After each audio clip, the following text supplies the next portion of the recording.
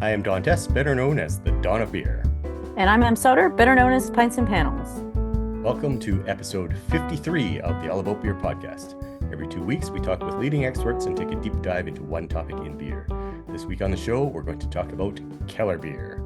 But first, please visit allaboutbeer.com and follow us on social media at allaboutbeer. And if you're feeling generous, please visit patreon.com/allaboutbeer to support this show and others. And if you're not feeling generous, visit that page anyways. So, Em, I think the most underappreciated German beer style is Kellerbier. What say you? I don't know if I would use unappreciated. I would use misunderstood. Okay. Because what is a Kellerbier? Is it a Zwickel beer? Is it supposed to be an unfiltered Märzen? Is it supposed to be an unfiltered Helles? Does it matter? I have so many questions, and I'm really excited to talk to two great guests about what Keller actually means. Yes, one of which is actually from Germany, so actually knows it and has a doctorate in brewing. So well, there we go. Fancy. I think we can trust her, what she tells us. I'm excited. Okay, so if you would like to support the show, please reach out to podcast@allaboutbeer.com. And speaking of supporting the show, here is a word from our sponsors. This is John Hall, the editor of All About Beer, and this episode of the podcast is brought to you by Estrella Galicia. And I'm joined by Xavier Cabello, who heads up the brewery's beer culture department.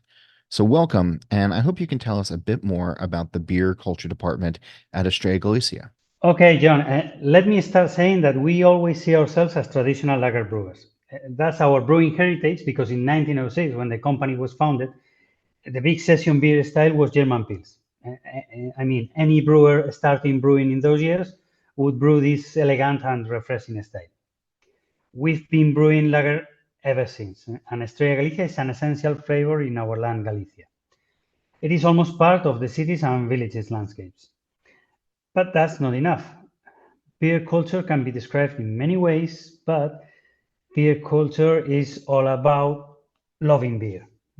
And it happens that our aim as a brand is always to be the most loved beer and not the best seller. That's actually our motto. We definitely are the most loved ones in Galicia, in the northwest of Spain. But we needed to be there also in the rest of Spain and elsewhere. So we needed to talk about beers and our beers specifically, but not from the marketing point of view, which obviously seeks being bestsellers or selling more if possible, but from a true beer lover point of view. So we created a team of experts, brewers and beer sommeliers, who could spread this love for beer in general.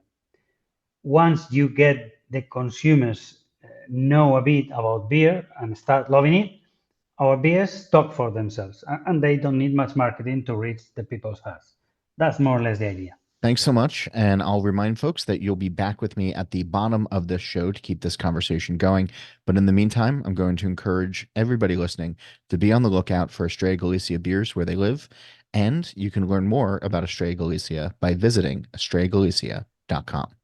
Teresa Schmidt holds a bachelor's degree in food science from Germany and a master's degree in food science from Austria, along with a bachelor's degree in brewing from Denver, Colorado. She previously taught at a brewing school in Munich, and her expertise spans quality management, beverage analytics, and packaging. Currently, Teresa works in quality assurance for packaging at Paulaner Brewery in Munich, Bavaria, where she manages everything from bottles to container shipments to ensure top-notch quality. Outside of work, Teresa is passionate about traveling and discovering new places. This fall, she will be returning to the United States and is excited to reconnect with old friends and dive into new adventures. Her favorite beer style is Helles. Its crisp and light character is always a delight. Welcome to the show, Teresa. Hello, thank you for inviting me. So, as a German, you are in the best position to tell us what exactly is Kellerbier. Yeah, I hope I can do that. So, yeah, originally it was like a Märzen type lager, always like a bottom fermented beer. And it was actually from the Franconia region of Germany, so a little bit up north in Bavaria. And yeah, usually it is an unfiltered lager, and it's fully attenuated, fully fermented, but you actually are pouring it straight from the fermentation, or rather lagering vessel into the serving, cup or glass. And so essentially the only difference is that it's not filtered, or is it a different recipe, or how else might it be different? So you usually can do, which is now, well, earlier on it was always a Märzen type lager. So the recipe was according to any Märzen you would brew.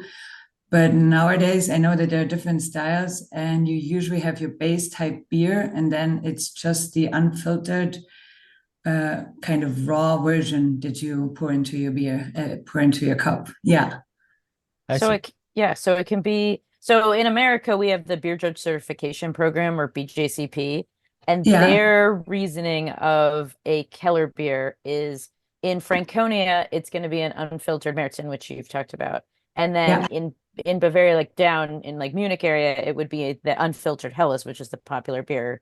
Is that accurate, or is that not going far enough, or is that confusing? Because I've had No, Germans get agitated at me with my own work when I try to explain a Kellerbier, but they don't give the context. No, I would say that's basically correct. Or maybe some of them get agitated because their base beer would be a different beer style they would go to, for example, Pilsner. And then they would think that a Kellerbier must be a Keller Pils, for example, that you go from there. Yeah, But I would say sorry. Go ahead. Yeah, I would say that the BJCP is pretty close to, Okay. that it's correct. Yeah. Yeah, in America, a lot of people do unfiltered Pilsners, the Keller pills, like you mentioned. Many of them are. Does that, as a German, because you just basically said a Keller beer can be kind of any fermented lager that's served from the serving tank. So like if I brewed an unfiltered Pilsner, like that doesn't offend you. No, I would not. Oh, okay, good. All right, Yeah. cool. How about unfiltered Rauch beer? Yeah. So what flavors should people be looking for? Obviously, it's unfiltered. So what does that do? The fact that it's unfiltered, what should I be looking for when I drink a Keller beer? Yeah. So you usually, of course, you would get the flavor from the beer that you had brewed. Like if it's a Helles, you look for those flavors. In the beer, if you brewed a Pilsner, you would look for those flavors. But usually it's a little bit earlier on in the lagering, I would say. It's not filtered, so you might get some yeast flavors, yeast character in your beer. Hop character, usually depending on the beer style you chose before, is not that present. For example, in a Helles, what I know from here in Bavaria, the hop flavor doesn't come through that much.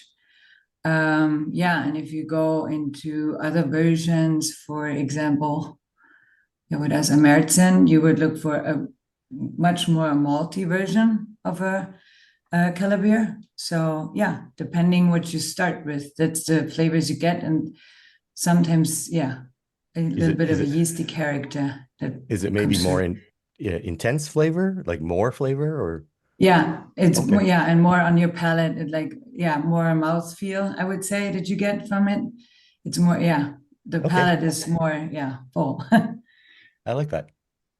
In my understanding, that Keller beer is only available in the summertime, but before we went on the air, you mentioned that it's brewed all year round. Why do I think that it's brewed only in the summer? Is that not accurate, or was that historical?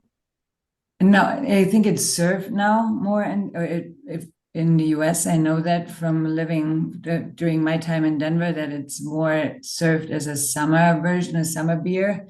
Kind of early on, it developed kind of because it was a Märzen type lager, that due to the non-technical brewing areas surrounding that we had, and fermentation, or rather the wort being a highly infectious living area for any sorts of bacteria, it was more safe in Bavaria to brew during the cold times in winter, and also to store your beer then in cool cellars afterwards. And the last beer that was brewed was in March, which is translated to März in German. So the Märzen developed, and I think from there they went to the Märzen type Kellerbier. So then it was served during summer times, and it was actually brewed in with a higher ABV, the medicine. Yeah. Just to higher ABV so it would last over the summer? Is that the Last reason? over summer, it's more safe to drink. Yeah, Oh, I see. exactly. I guess you were just saying that it's maybe more widely available, but historically, when it was available, is this something that was available everywhere, or did people have to especially go to the brewery's beer halls to get it? Or Well, everybody's familiar with Oktoberfest and it's a big party. Like, is there a big Kellerbier? Was there a big Kellerbier festival, or is it more commonly available? well, not that I know of. That would be nice, though. A Kellerbier party. I would go. Me So too. the word Keller comes from cellar. No, it's Keller. Cellar in German is Keller. Yes. And so I know that it was also served from actual lagering tanks. So of course you should have been close to the brewery to get the Kellerbier. And yeah, that actually brings me to an idea. I also had some, isn't that called a pigtail in the US that you have, the zwickle that you Yes. have hanging? Yeah. Mhm. I know that there are pigtail versions from my last time I was in the US. I know about those. And I know that we for example, have a zwickle beer in Bavaria or in Germany, which is basically the same, that you actually serve it from the lagering vessel. So probably getting closer to the brewery got you closer to the beer. Yeah. Yeah, I agree with that. That's a great Yeah. idea. So do you I guess we talked about Keller beer is mostly a Bavaria Franconia thing, but do all Germans make Keller beer? I mean, I sort of made a joke about Keller Rauchbeer, yeah. Schwartz Rauch beer, but maybe that's not a joke. Maybe everybody maybe everybody can make a Keller beer. Yeah, I think, yeah, as I said also in the beginning, that we have more and more breweries, yeah, having a wider range of beverages or beers. And since it's actually your base style beer that you have in your brewery, and you can easily kind of switch to make it into a Keller beer, but just not filtering it and serving it. So yeah, there are more and more breweries, and there are more styles developing. As I said, the Keller Pils is getting more popular here. And yeah. Nice. So does Yeah. Paulaner make a Keller beer? So the Paulaner Brewery Group has another brewery, which is Huck Up Shore, and I think we're even distributing that to the United Oh, okay. States. The That was my- Kellerbier, yeah. Oh, nice. So is that like a base? So it's just a base lager taken off before it's fully fermented, or not fully fermented, it is fully fermented, but just with a little yeast character, and then you package it. Is it Yeah. popular? Are you making that all year round? Yeah, we do. Oh, okay. Yeah. It's cool to And- see. Yeah. I Go don't ahead. think I've ever had it. How did I miss that? Well, look for it. It's in I think it's a dark blue can, actually. Huck Up Shore, Okay. yeah. Interesting. Okay, wonderful. Very good. Yeah. Yeah. What do you want beer lovers visiting Germany to understand and appreciate about Keller beer? I think, for example, what I think is the variety, depending on where you go, that you can have different versions of Kellerbier depending on what the area is known for. So I think that's an interesting take and an interesting view on it. And yeah, that it actually, the history of it is kind of cool. Yeah, I would say. And I Yeah, I like think- lagers, so I'm Yes. I'm a lager girl. Yeah. I think I think a lot of people think of German beer as a one thing. It's just lager, but I mean within lager, obviously there's Helles and there's Pilsner and Märzen and everything, and so we can appreciate that and then appreciate that also in Keller beer style. I think that's wonderful advice. Exactly, yeah. Yeah. Awesome. Thank you for your time, Teresa. Yeah, thank you. I hope you have a great day.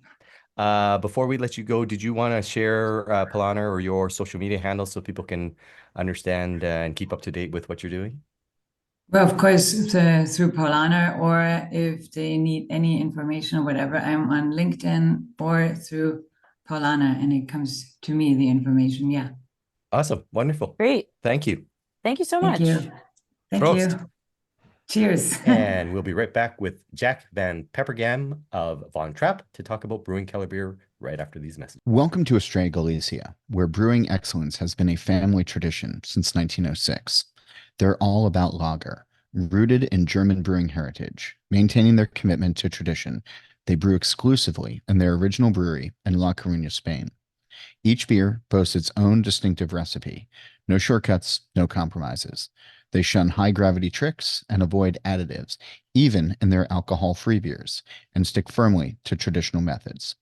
Their passion for beer sets them apart as they embrace and celebrate the art of brewing. At Estrella Galicia, they love beer above all things.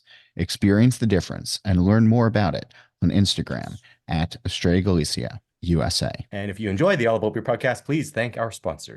Jack Van Peppergam is the quality manager at Von Trapp Brewing. He received an international diploma in brewing technology from the Seibel Institute and Doman's Academy, currently has an advanced certification from the Cicerone Certification Program, and is a member of the Brewers Association Draft Beer Quality Subcommittee. Welcome to the show, Jack. Hey, thanks for having me. Good to be here. So Kellerbier, obviously it's a style that traces its history to Germany. Do you feel you stay true to these German traditions, or how do you interpret Kellerbier at Von Trapp?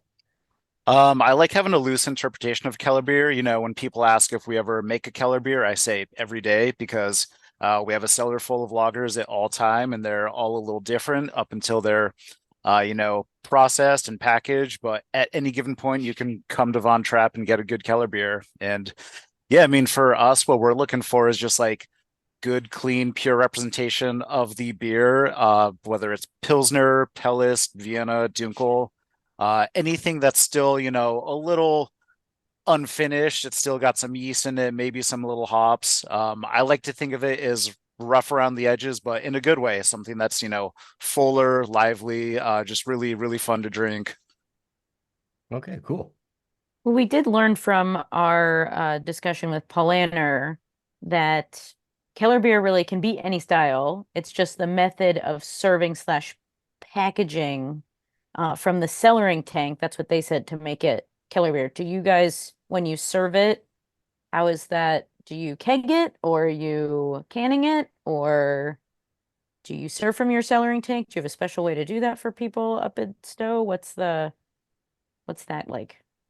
Yeah, so currently we don't serve any, specific Kellerbier straight up. We have done versions of our Helles before called Natur Helles, but yeah, so typically all of our beer gets passed through our centrifuge that brightens it up, and then we will touch up any CO2 in the bright tank. But yeah, if you're hanging out with us and the brewers, like, you can come try Kellerbier from the tank at any time. But yeah, we have a couple of exceptions to that. We have made a new Kellerbier recently, and we do have a Zwickelbier in the planning. But yeah, we just kind of serve all of our beers as is in the package for draft standards. What is your interpretation of Keller versus Zwickel? Because I know there's some like people who they're the same thing. No, they're not.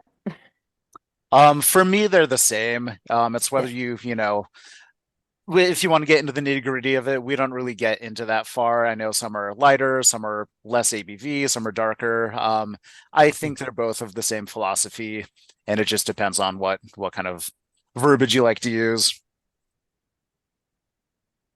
So I'm kind of, I really like knowing about process and how it affects flavor and everything. So at Von Trapp, can consumers get a beer and a kind of quote unquote Keller version of the same beer, so that they can kind of taste the two together and how they are similar or differentiate, and what makes them different?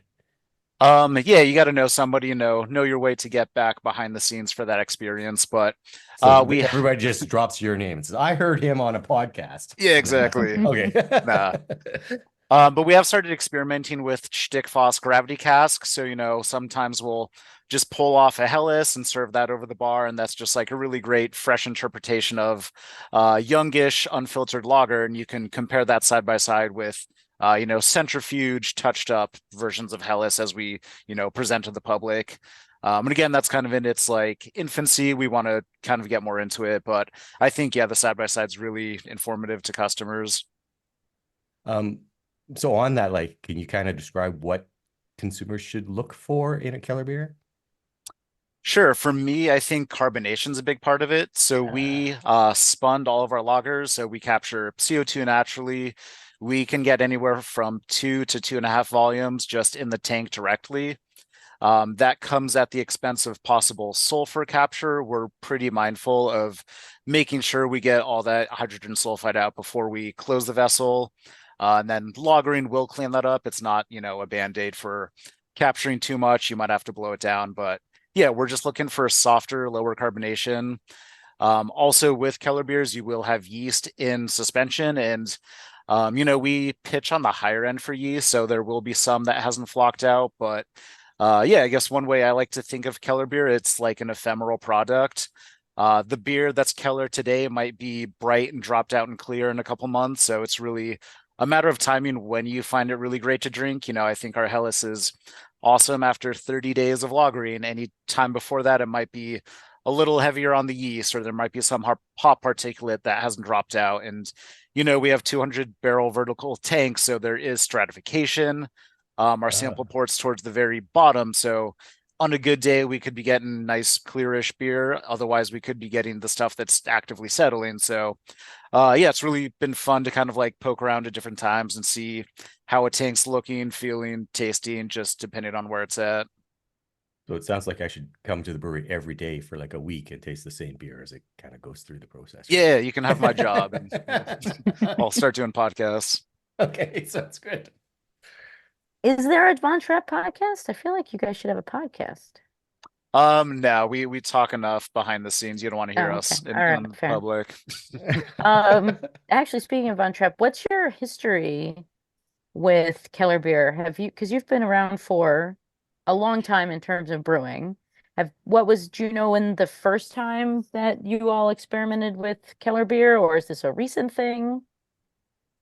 I think this was before my time. I think in the like late 2010s there was some kind of Keller beer that was produced, and then we've had a couple like hoppy versions of a Helles and a Märzen that were unfiltered. And I believe, yeah, there was just a straight up Keller beer at one point, but it's, yeah, discontinued. And yeah, I think Natur Helles is one thing we've been talking about bringing back, and if nothing else, just for the beer hall, because that's what we like to drink and we want other people to experience that. I've Cool. never drank it, but I It's second that quite motion. It's very good. You mentioned carbonation a little bit earlier. Do you use spunding valves, and do you have an opinion on natural versus artificial carbonation? Absolutely. Yeah, we use spunding valves for all of our lagers, and then, some of our Kolsch and our hoppy beers, we love free CO2, and it's hard to argue with how good and clean and pure it is. And yeah, so again, we'll capture up to 2.5 volumes in the tank, and then once it gets to the bright tank, we'll touch it up to 2.6 for packaging. Some beers get higher, some are lower. We're just kind of we like that middle ground because it's like very serviceable for draft systems. It's great for cans, and yeah, we think it works for our beers pretty well. What do you again like? How would you describe from a consumer standpoint, sensorily, what natural carbonation does to a beer? It's hard. I think there's still a lot of like gray area and anecdotal evidence on natural versus forced CO2, but I compare it like our lagers to like a forced carb IPA. Our lagers have like slightly smaller, tighter bubbles. You don't get that like big kind of like burpy, hoppy CO2 gassy thing going on. And compare that with like re-fermented saisons or something like that. It's just a different texture, different mouthfeel, a different experience. And yeah, it's hard to put into words. Yeah. Magic. For those who don't know, what is a spunding valve?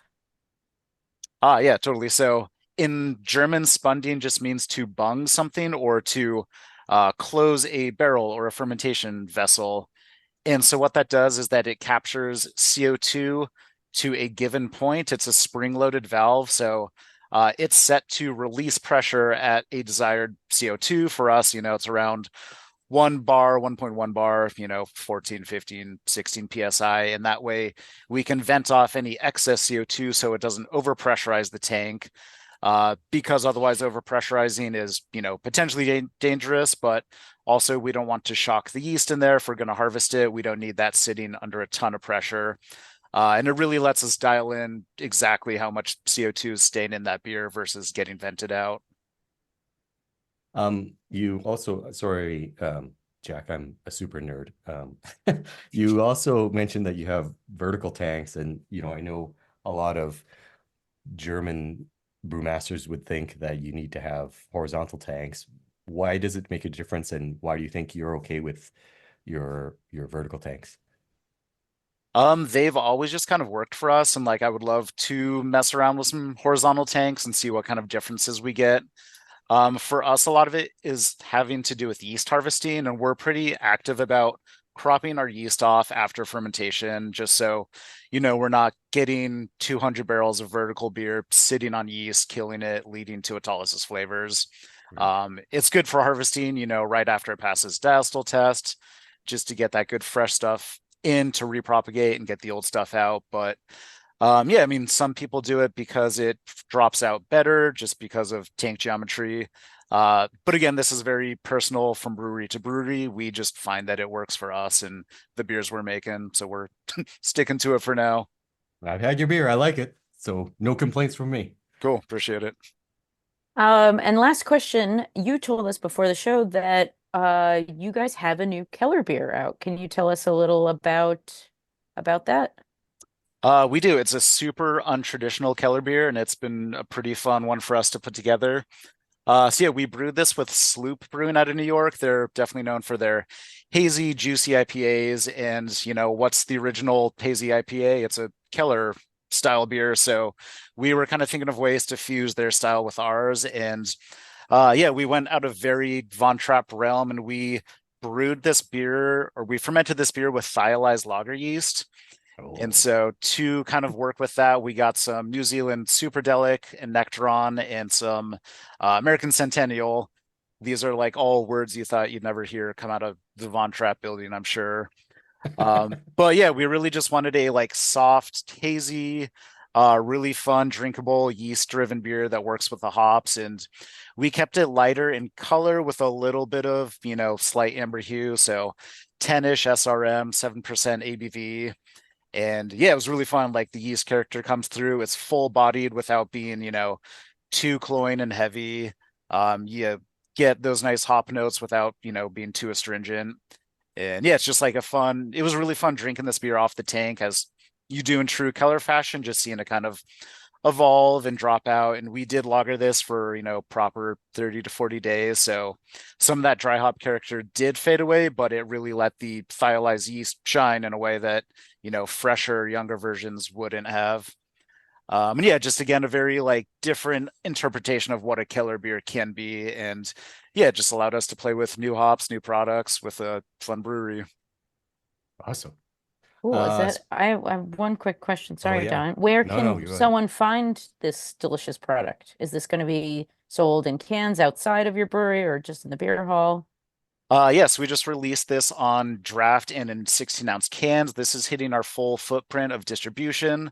It's under our Stowe Style series, so it has a slightly different label. Just look for Von Trapp, and it says Kellerbier right in the front. And yeah, it's a really cool one. And then just to pitch another one, we're making a Zwickel beer with brewery Hofstetten of Austria. So that can be maybe for another podcast. But yeah, get the Kellerbier if you see it out there. It's a really fun one.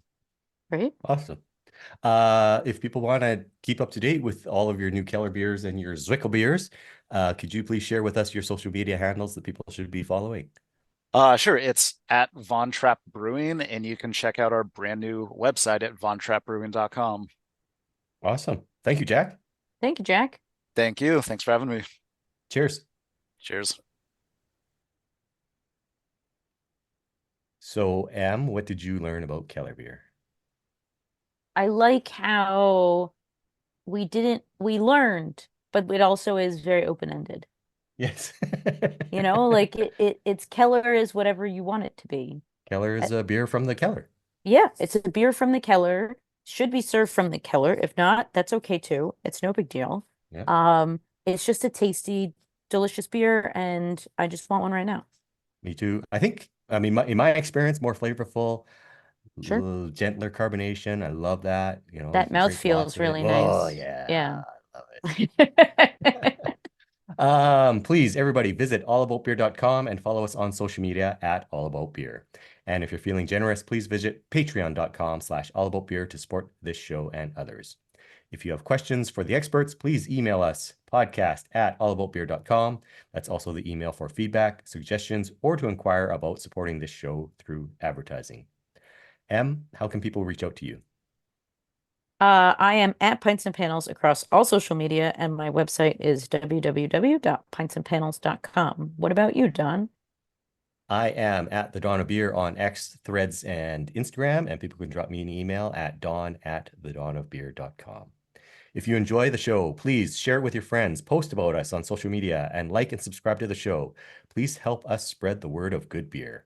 And here's a final word from our sponsor. This is John Hall, and as promised, Xavier Cabello of Estrella Galicia joins me again, and we're talking about the brewery's culture department. So we talked a little bit about it at the top of the show, but maybe you can share a little bit more about what the beer culture department does. Okay, let's say this in brief. We spread the beer knowledge, but this is done in many ways. At home, in the company, we train our mates and help them increase their knowledge and love for beer. We constantly offer them different activities, seminars, and webinars for those willing to learn more about beer. And also, in a more or less mandatory way, everybody must show a minimum knowledge by passing the Cicerone Certified Beer Server exam. There's more than 1,000 people in the company now with this certification. Definitely, there's no other brewery in Europe who can say this. I don't know about the US, but definitely not in Europe. Also, we train our distributor teams through a progressive training. There are different steps, but many of them end up passing the certified beer server exam as well. If they train with us, we pay happily for the exam first. As they usually say, this is a win-win business. If the sales teams selling our beers are beer lovers, they will transmit this love to the next level of customers. That's more or less the idea. And finally, obviously, we also enjoy talking to the final customer, the consumer.